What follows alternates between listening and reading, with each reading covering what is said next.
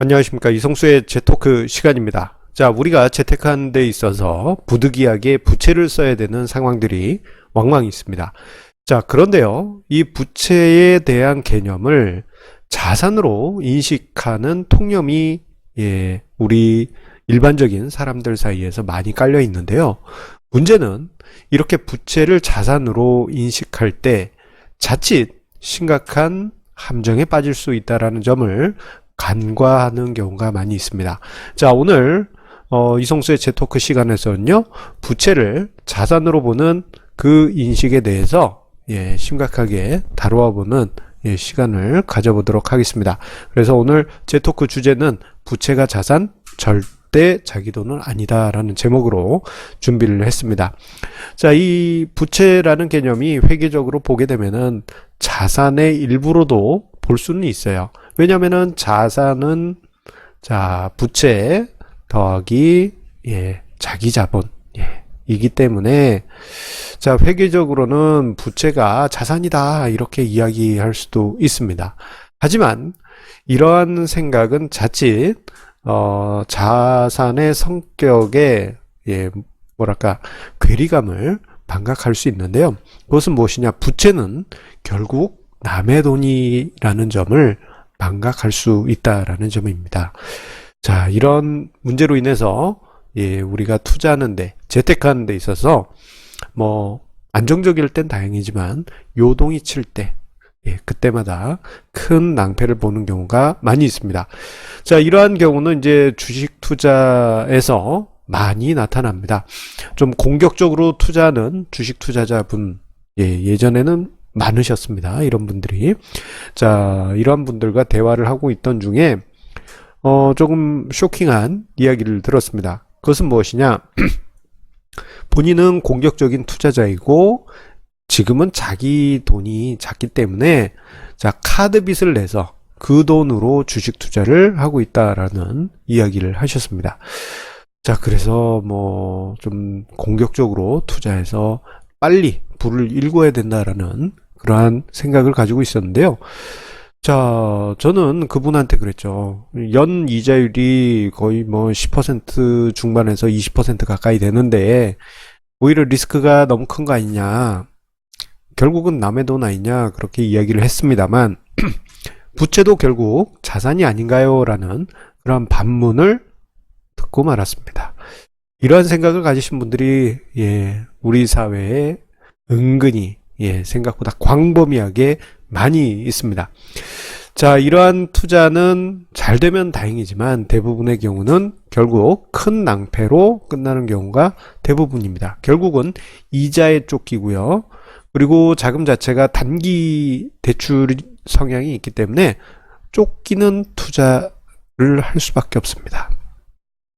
빨리 돈을 갚아야 되니까.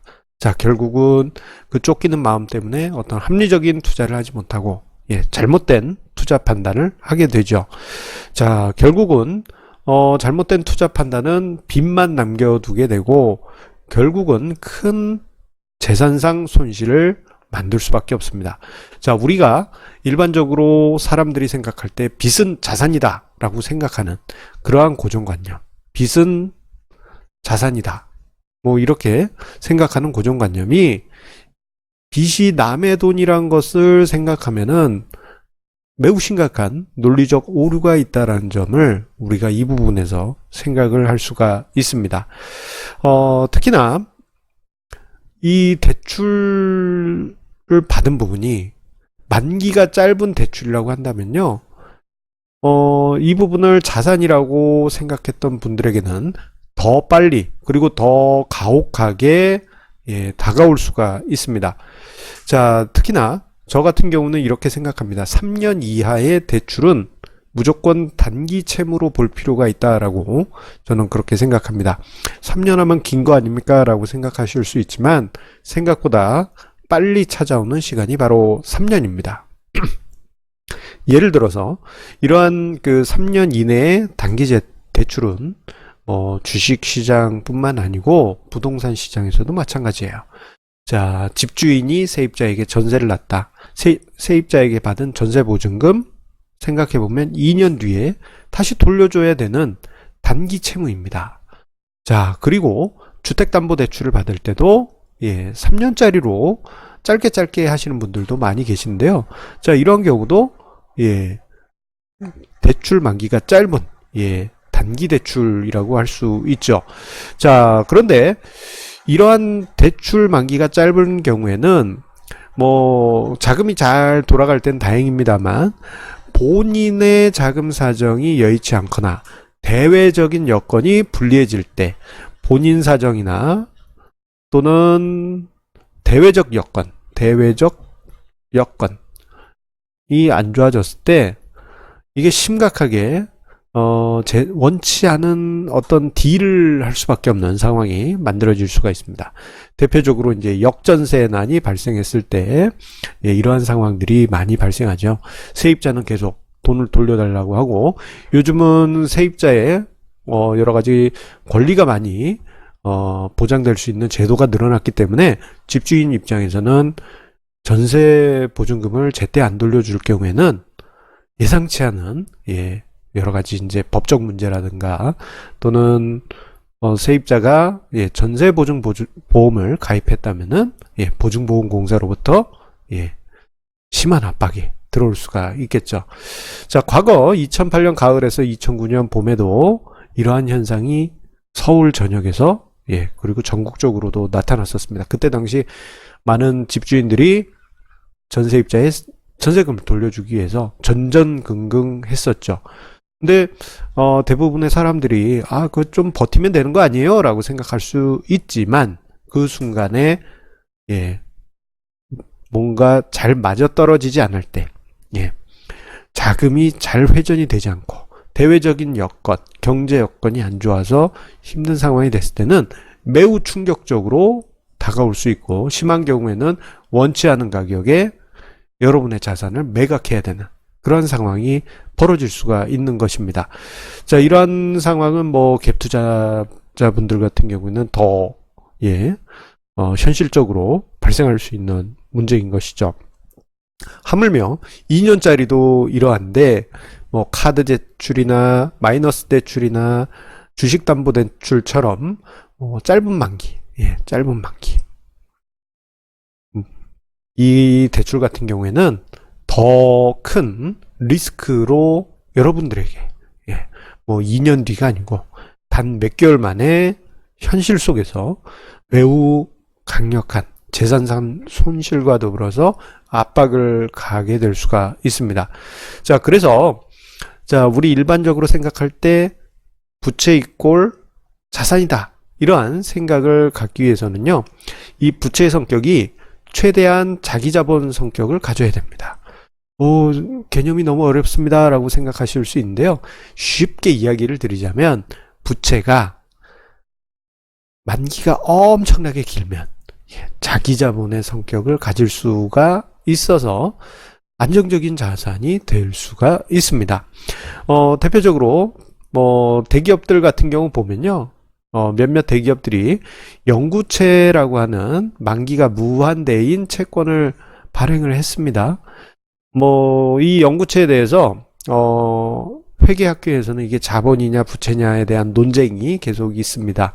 그런데 일각에서는 자기자본으로 인식해도 된다라는 의견도 있고, 이제 특정 기간이 지나면 이자율이 높아지기 때문에 영구채 개념이 아니다, 뭐 이렇게 해석하는 어려운 그런 기준이 있습니다만, 어쨌거나 만기가 영구하게 길다 한다면은 자기자본의 성격이 있다라는 것을 여기서 우리가 엿볼 수 있는 것이죠. 즉 돈을 빌리긴 빌렸는데 우리가 그 돈이 이자만 꼬박꼬박 내면 영구히 갚지 않을 수 있는 그러한 부채라고 한다면요, 자기자본의 성격이 있다 할 수 있겠습니다. 자, 물론 개인 같은 경우에는 영구채 발행이 불가하죠. 현실적으로 불가합니다. 대신에 수십 년 만기의 장기 부채를 우리가 활용을 할 수가 있습니다. 대표적으로 주택담보대출 같은 경우에는 만기가 30년씩이나 되는 이러한 계약도 요즘 뭐 고정금리로, 정말 쇼킹한 고정금리로 계약을 할 수 있을 정도니까요. 자, 이러한 것도 우리가 활용을 해볼 수 있는 것이죠. 자, 우리나라의 부동산 단기대출 성향을 보게 되면요. 자, 3년에서 5년짜리 단기대출을 선호하는 경우가 있습니다. 대부분입니다. 자, 문제는 이자만 열심히 갚고 있지만 만기가 됐을 때 원금을 상환하고 뭐 회전을 해야 되는데 자신의 상황이 여의치 않아서 대출이 발생하지 않을 때는 정말 어려운 상황이 발생할 수 있기 때문에 아예 만기 자체를 길게 가지고 가는 것도 우리가 자산을 관리하는 하나의 방법이 될 수가 있습니다. 그래서 초장기 대출을 활용하시라. 이렇게 이야기를 드릴 수 있겠습니다. 그리고 만약에 부채를 사용한다 하더라도요. 요 과정을 한번 해보세요. 무엇이냐? 스트레스 테스트라는 것입니다. 자, 스트레스 테스트. 자, 이게 용어에서 어떤 필이 딱 느껴지실 것 같은데, 내 자신이 어떤 최악의 상황에서 스트레스를 이길 수 있는가? 다른 말로 하자면, 내가 지금 부채를 이렇게 사용하고 있는데, 어떤 최악의 시나리오가 발생했을 때 견뎌낼 수 있는가? 자, 이것을 테스트하는 것이 바로 스트레스 테스트고, 실제 금융회사들은 수시로 합니다. 스트레스 테스트를 견딜 수 있는가? 생각보다 자주 하는 게 바로 금융회사인 것이죠. 자, 그래서 이것을 개인도 가게도 한번 해보는 것입니다. 이 스트레스 테스트를 해보게 되면요, 은근히 여러 가지 많은 정보를 여러분들의 현재 자산 상황에서 뽑아낼 수가 있습니다. 자, 그렇다면 스트레스 테스트 어떻게 하는지 그것을 알아봐야 되겠죠. 자, 그 방법 자체는 어려운 게 아닙니다. 일단 여러분들의 부채를 모두 파악하세요. 부채를 모두 파악. 자, 은행이나 뭐 금융회사 부채도 있을 거고, 뭐 주식 관련한 대출도 있을 거고, 뭐 다양하게 있겠죠, 집집마다. 자, 그거 다 시나리오에 넣으시고요. 그리고 부동산 관련해 가지고는 갭 투자하신 분들은 전세 관련한 대출도 마찬가지일 것입니다. 전세 보증금도 부채로 잡고 계산을 하는 것입니다. 자, 그래서 최악의 시나리오를 단계적으로 계산해 보는 거예요. 그래서 자, 아파트 가격이 하락했을 때 하락률을 가정하고 담보 비율의 훼손 정도를 측정하고요. 주식 투자자 같은 경우에는 본인들의 레버리지 정도를 다 감안해서 주식 투자 손실이 발생했을 때 마이너스 10%, 마이너스 20, 마이너스 30 등 이러한 시나리오에 따라서 스트레스를 과연 견딜 수 있는지 그 부분을 생각해 보는 것입니다.